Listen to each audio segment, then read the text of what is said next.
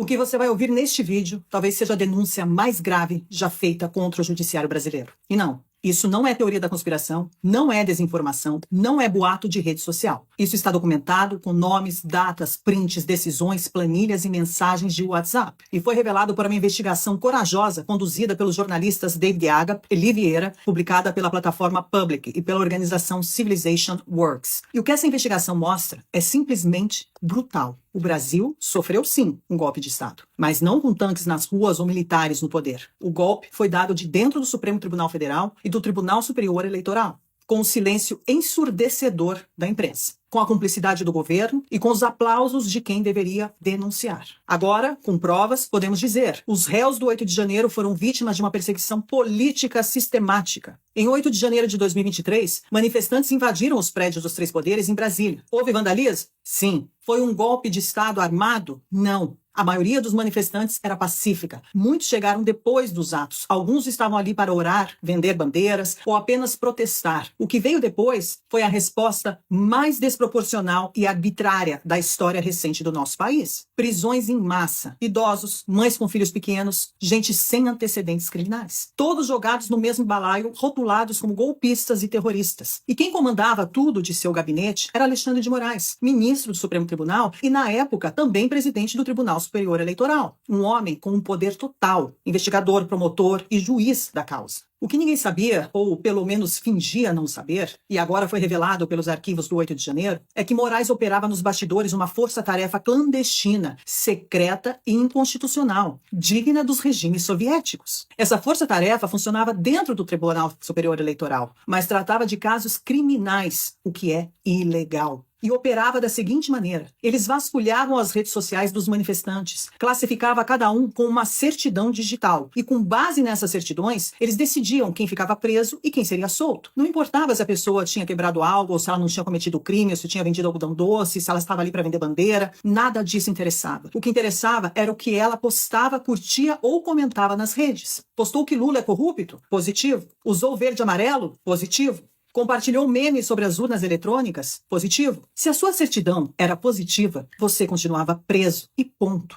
A investigação revela os principais nomes por trás dessa operação. Cristina Kuzahara, chefe de gabinete de Alexandre de Moraes, que coordenava os bastidores. Eduardo Talhaferro era chefe da assessoria especial de desinformação do TSE. E Ayrton Vieira, um juiz instrutor do STF, responsável pelas audiências de custódia. E tudo está documentado em mensagens de WhatsApp oficiais. Em uma delas, Ayrton Vieira, que deveria ser imparcial, escreveu em tom sarcástico e cínico que nas audiências de custódia possamos dar a cada um o que lhe é de direito: a prisão. Em outra mensagem, Kuzahara ordena: a PGR pediu liberdade provisória para eles, mas o ministro não quer soltar sem antes a gente ver nas redes se tem alguma coisa. Ou seja, as prisões estavam sendo mantidas de forma ilegal, enquanto a equipe de Moraes, ou melhor, a Gestapo de Moraes, vasculhavam as redes sociais dos presos. Um dos casos mais absurdos é de um vendedor ambulante, Ademir Domingos Pinto da Silva. Foi preso mesmo sem ter participado da invasão. Ele estava lá só para vender bandeiras e foi classificado como positivo por tweets de 2018 criticando Lula e o PT.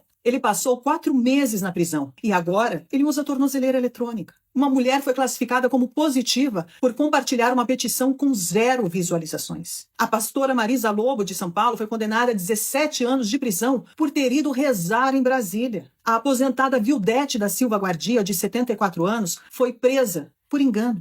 Depois de 21 dias e um sangramento intestinal, ela foi libertada. Os dados ilegais e o sistema paralelo para identificar os manifestantes, a equipe de Moraes acessou bancos de dados sigilosos, e esse é o ponto gravíssimo. Ele acessou a GestBio, que é a biometria facial e impressões digitais de todos os eleitores do Brasil. Ele acionou a Receita Federal, ele acionou a RENAC, que é o cadastro de motoristas, tudo isso sem ordem judicial. Esses dados foram cruzados com postagens e redes sociais para montar dossiês secretos. Foram emitidas 1.398 certidões. Quem tinha certidão positiva, mesmo sem ter cometido crime, continuava preso. Através dessa denúncia, juristas de peso se manifestaram. Marco Aurélio de Mello, o ex-ministro do STF, disse que essas são penas de assassinos e não de manifestantes. O especialista em liberdade de expressão, André Marcília, escreveu que o mesmo órgão que julga está produzindo as provas, e isso é autoritarismo. Ives Gandra Martins, grande jurista, disse que Moraes criou uma força de repressão que a Constituição jamais previu.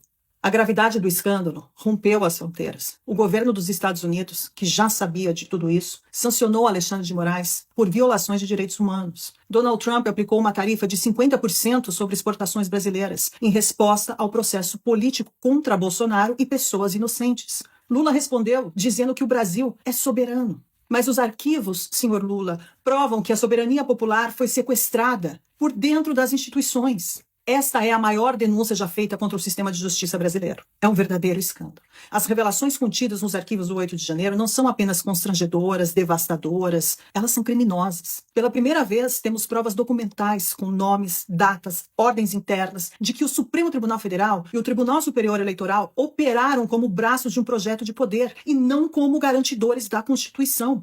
Alexandre de Moraes, mesmo sancionado pelo governo dos Estados Unidos sob a Lei Magnitsky por violar direitos humanos de cidadãos brasileiros, segue exercendo suas funções como se nada tivesse acontecido. Não pediu afastamento, não foi investigado, não se explicou à nação. Pelo contrário, ele respondeu às denúncias com ainda mais autoritarismo. No dia seguinte, as manifestações massivas que tomaram as ruas do Brasil em dezenas de cidades, denunciando a escalada da censura, da repressão e do arbítrio judicial, Moraes decretou prisão domiciliar contra Jair Bolsonaro, sem novo fato, sem crime em flagrante, sem justificativa que se sustente à luz do direito. A reação imediata de um togado acuado não foi argumentar com provas, foi calar com tornozeleiras eletrônicas todos os seus opositores políticos. O verdadeiro golpe de Estado no Brasil não partiu das ruas, partiu dos gabinetes blindados das mais altas cortes da República. Um golpe sem armas, mas com algoritmos, sem tanques, mas com biometria facial, planilhas e hashtags invadidas e manipuladas. Um golpe que substituiu o devido processo legal por grupos de WhatsApp secretos, que usou a máquina do Estado para punir quem ousou expressar opinião contrária ao regime vigente.